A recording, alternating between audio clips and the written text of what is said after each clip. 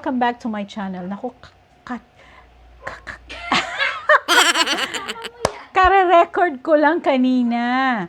Tapos ngayon, may nangyari, biglang dumating ang aking iPad. Grabe, 1 month ko siyang inantay ha. In-order ko siya September 2 last month. Dumating lang siya kanina. Today is October 8. 1 month and ilang araw. 6 days. Grabe no, so excited na. Kasi ang tagal-tagal ko na itong hinanap.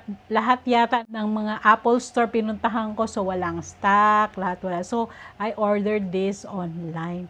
And now, it has arrived. Nag-text kanina ang Apple. Then, paglabas ko, andyan na si DHL. So, here is it, guys! Woo! I'm so excited! Pakita ko sa inyo!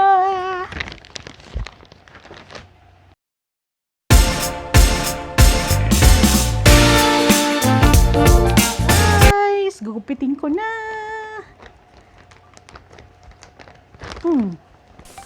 Yan. Bukas na.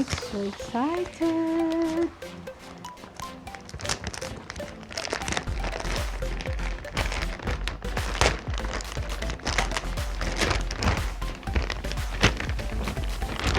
Galing ng DHL. Magbalot.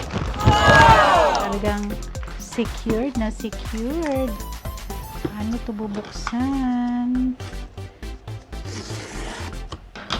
Ayan. Galing talaga ng Apple sa packaging. Here is it, guys. Yay! Oh my God! This is a 12.9. This is a 12.9 iPad Pro 2020. Yan. So, I'll just gonna open this. Alam mo naman ng Apple, laging it's always easy to open. Lan. Ayan, bukas na. Ganda. So, antayin natin. Sabi niya, hello. Hello. Hola! Hello! Bonjour! Bonjour!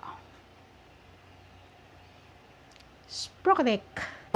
What is this? I forgot already how to read Japanese characters and kanji. Pinutin mo nga nasa baba.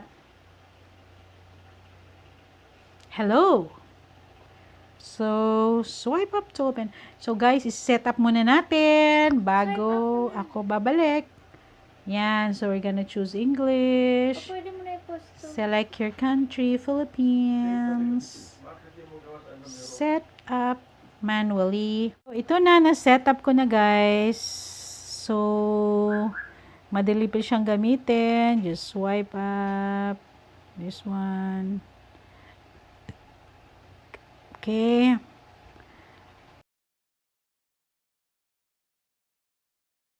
So, I will open the podcast. Continue. So, depende kung ano yung ating gustong mapanood dito. Like, Talks daily. Confucius Wisdom. Okay.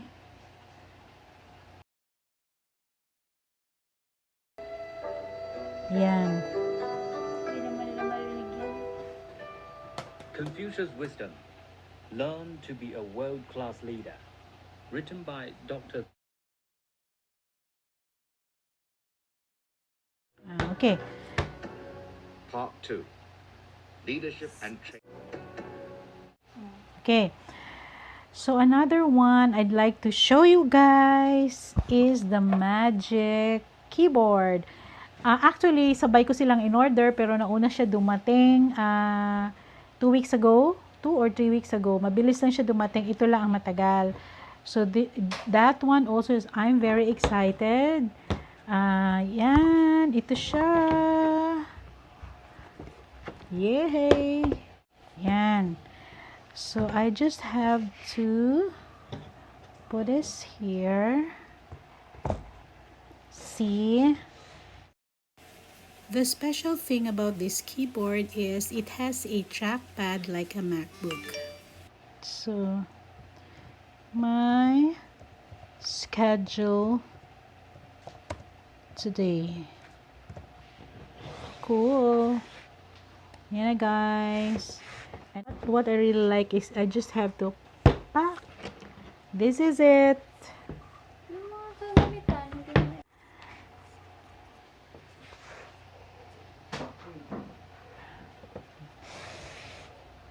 So, ito yung sinasabi nilang it floats. If you want to get rid of the keyboard, you just have to pull it like this. It's very easy. You clip it here, then close it, or you can make it float. Like, just have to remove this and keep this. Yan. Another one I'd like to show you are the accessories of Apple. This is the manual, of course. Then the charger and the lightning cable. That's it. That's all, guys. So that's it, guys. I'm so excited to use na my iPad. So thank you for watching. Don't forget to like and subscribe to my channel. Bye. See you again. God bless. Sorry, it's DJ.